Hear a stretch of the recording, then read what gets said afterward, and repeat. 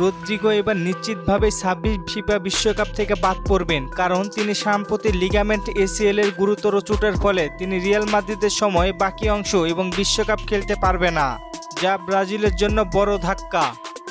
এই চোটের কারণে ব্রাজিলের কোচ কার্লো আনচেলত্তি এখন আক্রমণে নতুন সম্ভাব্য খেলোয়াড়দের বিবেচনা করতে বাধ্য হচ্ছেন।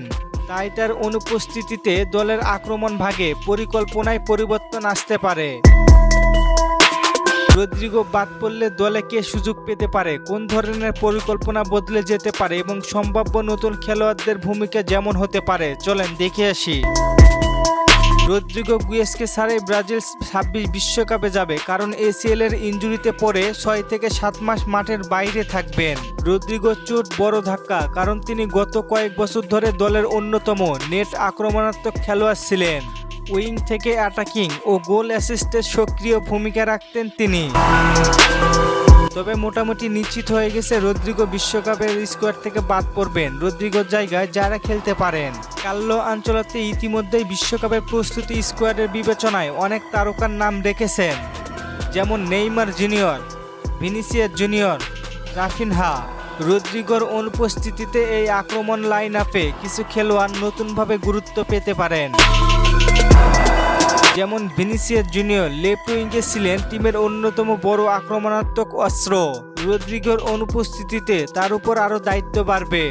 রাফিনহা অভিজ্ঞ ব্রাজিলিয়ান উইঙ্গার, যারা ইতিমধ্যেই নির্বাচনে ছিলেন ও শক্তিশালী পারফরমেন্স দেখাতে সক্ষম। তারপরে গ্যাব্রিয়েল মার্টিনেল্লি, তরুণ দ্রুত গতির উইঙ্গার ও ফরোয়ার্ড। মেন অপশন হিসেবে রাইট উইং ফ্ল্যাঙ্কে খেলতে সক্ষম ও গোলের দিকে ঝোঁক আছে। ম্যাথিউস কুনহা ক্লাব ও জাতীয় দলের মাঝখানের ফরোয়ার্ড, দলে খেলার অভিজ্ঞতা রয়েছে। রদ্রিগো সিটে ফোটার জায়গায় দলকে ভারসাম্য দিতে পারে ম্যাথিউস কুনহা।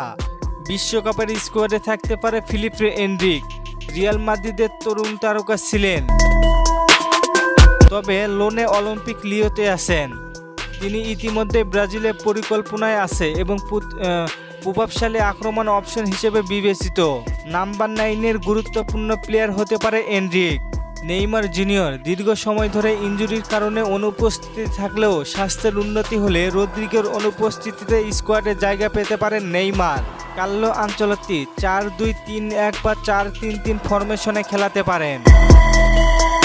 কার্লো আনচেলত্তির পরিকল্পনার আগের মতো ভারসাম্য রেখে ভিনিসিয়াস, রাফিনহা উইংয়ে খেলতে পারেন, আর মাঝখানে ম্যাথিউস কুনহা বা নেইমার খেলতে পারেন, মানে অ্যাটাকিং মিডে। রদ্রিগো দলে না থাকায় এদের উপরে বেশি চাপ থাকবে। আপনার মতে রদ্রিগোর বদলি হিসেবে কাদেরকে দলে নেওয়া উচিত ছিল, জানিয়ে দিন আপনার মূল্যবান মতামত। আর ফুটবলকে নিয়ে নতুন কোনো প্রশ্ন থাকলে করতে পারেন, পরবর্তী ভিডিওতে রিপ্লাই করব। ধন্যবাদ।